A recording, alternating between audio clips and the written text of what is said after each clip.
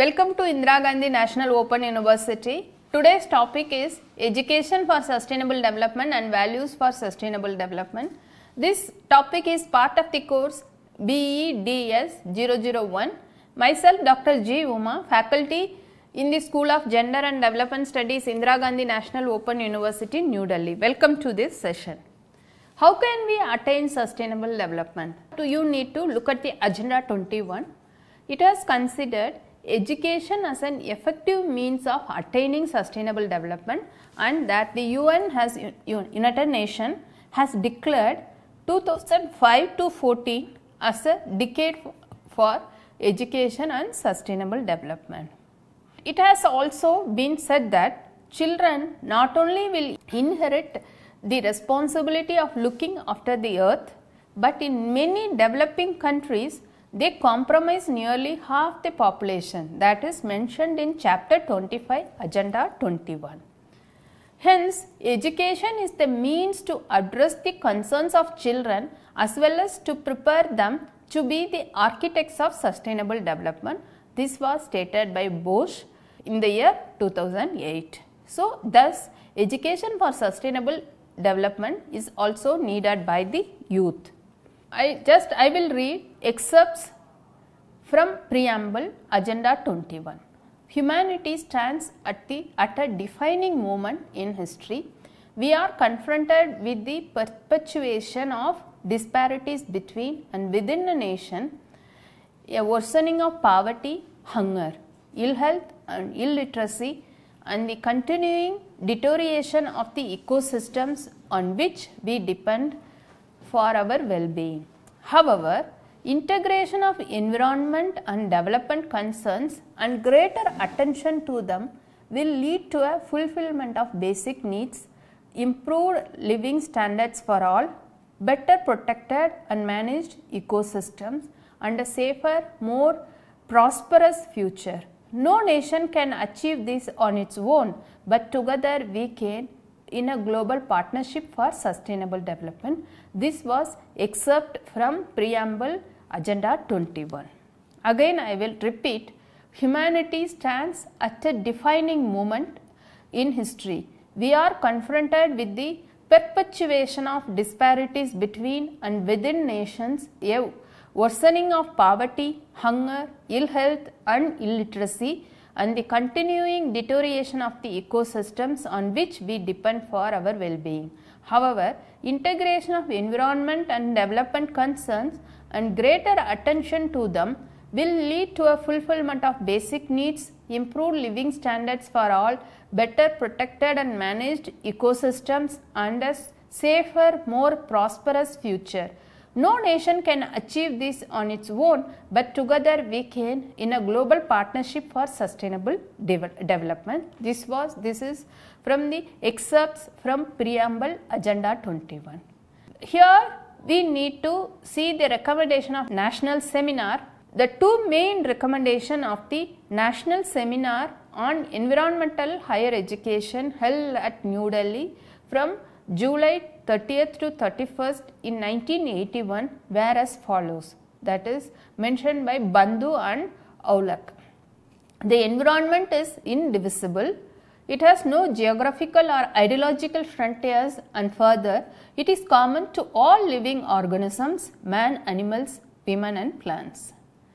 There is no purely scientific technological solutions to environmental problems and pollution. A human or moral dimension is an essential component to all such solutions. It was also recommended that environmental education should lead to the development of ecological ethics, that is a change in attitude towards man, society and nature. So, education is needed for value development for sustainable development. This we need to understand that earlier the focus was on natural environment and education imparted developed for protecting physical environment, but now there is a wider vision. encompassing both physical and social sustainability, and it encompasses the ethnic and cultural spectrum in all its diversity. So, we need to understand that first we need to enjoy the diversity. Our children should be taught about diversity, not only the diversity among human beings, there is a diversity in ethnic, cultural, there is a cultural diversity with regard to, like for a simple example, you have to see as a country in India, you could see that each region has a unique, each areas, even within a state, you could see that there is a varieties of foods available, and each and every region there is a unique way to prepare certain food. So, these are the food diversity. Like if you look at, if you further research on the food habits of the certain habits of the people living in a certain area, you could understand that most of their food habits is related to the local availability of the plants, vegetables, fruits and certain food varieties. So, this is, it's like that only. So, as a country like in India, as a country, you could able to see the diversity in food habits. Like that we have a cultural diversity, ethnic diversity. So, one must really enjoy this diversity, and this diversity, the principles of diversity should be inculcated among our children. So, the focus was on the natural environment and education imparted developing for protecting the physical environment, but now there is a wider vision. Earlier we focus more on like protecting the physical environment. Now the vision has been widened. It encompasses both physical and social sustainability, and also we need to teach about the diversity among our children. When we talk about physical and social sustainability, I need to explain here.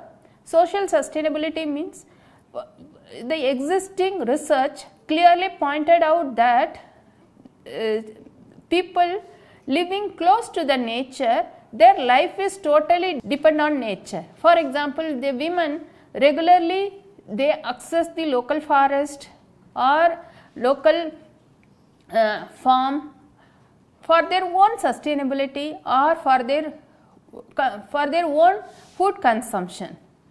In the name of development, or if we started destroying the existing forest areas, we need to understand that will affect the food security of the women. If the food security of the women is get affected, certainly it will affect the food security of the children. So, the social sustainability means we need to inculcate the certain values among children regarding the preserving and protecting and using the forest and other resources and common property resources in a sustainable manner. That is more important.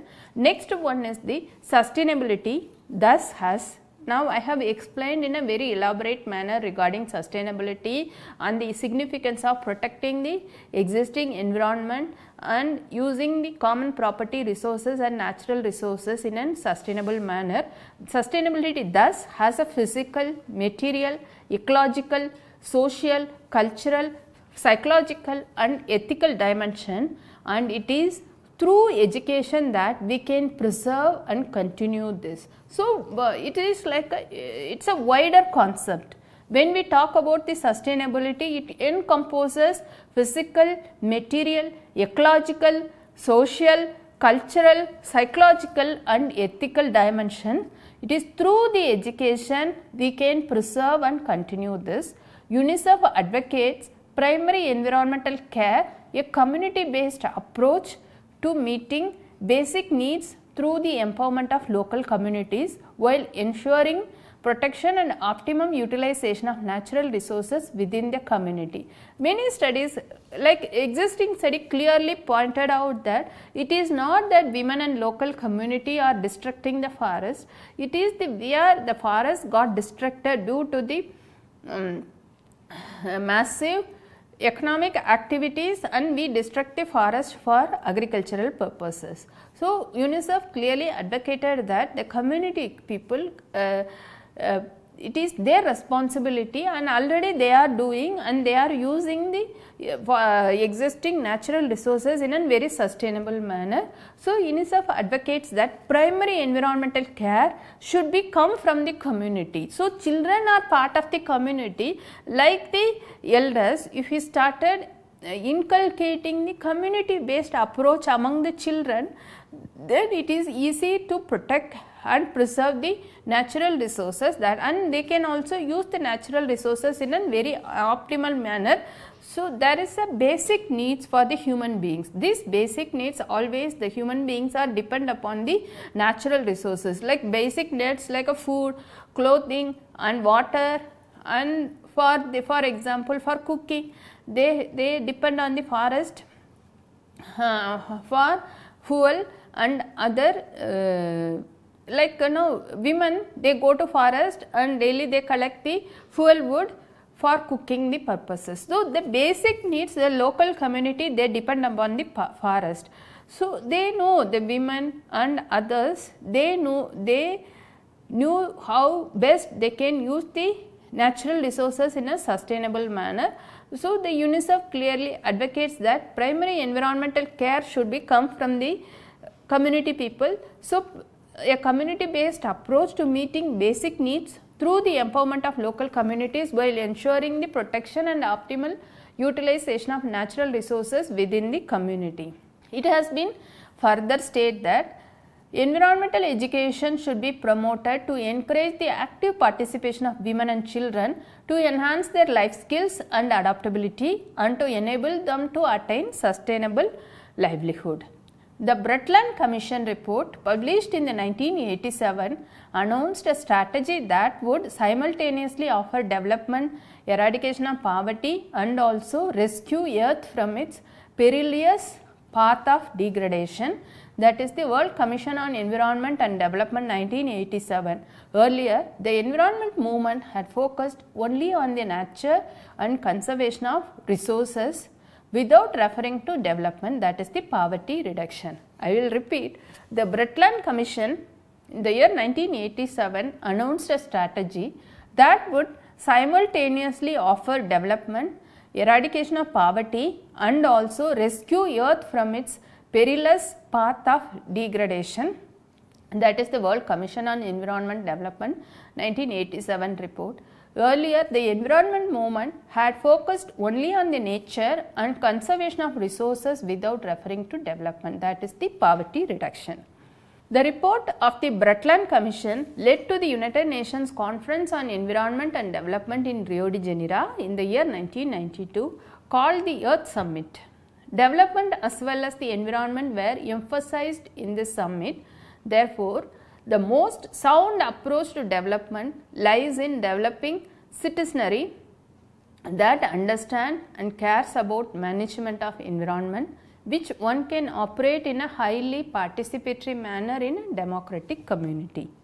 Education for children needs to transcend the green notion of environment and encompass the natural as well as social components. The kind of environmental education requires children to be involved with the larger community of adults in the improvement and ongoing monitoring of their environment. This was stated by 1997 by the Hart. Again, I will repeat it. Education for children needs to transcend the green notion of environment and encompass the natural as well as social components. The kind of environmental education requires children to be involved with the larger community of adults in improvement and ongoing monitoring of their environment. Values for sustainable development. Here we need to say that the essential condition for sustainable development is the mindset that favors it. Merely possessing knowledge of the factors leading to sustainable development is not enough. More than cognitive needs, the affective needs, that is attitude is important, that is more important. We can give lots and lots of information regarding environment and sustainable to our children, that is the cognitive, that they can learn, but the affective needs, the attitude is more important. So, we must understand that we need to bring certain changes in the attitude of the children towards environment and sustainable development. The three pillars of sustainable development and the Millennium Development Goals rest on values. Environment and sustainable development basically intends to develop values through education. Values around respect, like for example, what are the values we can inculcate among our children? Respect for others, including those of present and future generation, for differences and diversity, for the environment and for the resources of the planet we inhabit. Education enables us to understand ourselves and others and our links with the wider natural and social environment. Education and sustainable development aims at developing a sense of justice, responsibility, exploration and dialogue, and move us to adopt behaviors and practices which enable all to live a full life without being deprived. Development can be equitable, sustained only when people are empowered as decision makers. We need to develop a society that eliminates marginalization and allows broad-based participation of people in socio-political activities. Will a person opposing differences in views, culture and aspirations make decisions that lead to inclusive growth? We have to ask this question. Will a person opposing differences in views, culture and aspirations make decisions that lead to inclusive growth? No. Only those with an open mind and the ability to think critically can be expected to believe in an inclusive society. Hence, values like tolerance, open-mindedness, rationality and liking are important for eliminating various kinds of marginalization. Teachers are expected to help children in developing values for sustainable development, but values according to some schools of philosophy are eternal, while according to some others are not so. However, as stated by Cates, Paris and Leisenrowitz in the year 2005, although reinterpreted over time, issues like peace, freedom, development and environment remain prominent issues and aspirations. Hence, certain values like love, compassion, respect for others, open-mindedness, justice, peace, rationality, moderation and the like have withstood the test of time and are eternal in nature. Core important values that needs to be inculcated, that needs to be part of the children are peace, democracy, human rights and sustainable development. What are the important aspects related to peace? Means love, compassion, tolerance, caring for others and sharing. Whatever we have, we should share and enjoy our life, living interdependently, empathy towards others, spirituality and gratitude. With regard, these are the set of core values for peace, human rights, democracy and sustainable development and related values that support them. Learning to live together in peace and harmony, a UNESCO AP new source book for teachers education and tertiary level education includes the above mentioned, I have mentioned the core values and also related values. With regard to human right, we need to talk about truth, respect for human dignity, accountability, acceptance, appreciation of diversity, freedom and responsibility, cooperation, integrity and honesty. With regard to democracy, these are the values one have to inculcate among our children, that is about the respect for law and order, freedom and responsibility, equality, self-discipline, active and responsible citizen, openness, critical thinking and solidarity. With regard to sustainable development, the values we need to inculcate among children are efficiency, future orientation, industry, environmental concern, stewardship of resources, creativity, frugality, simplicity, personal ecology. These are the values we need to inculcate among children. Thank you so much for listening patiently. Thank you.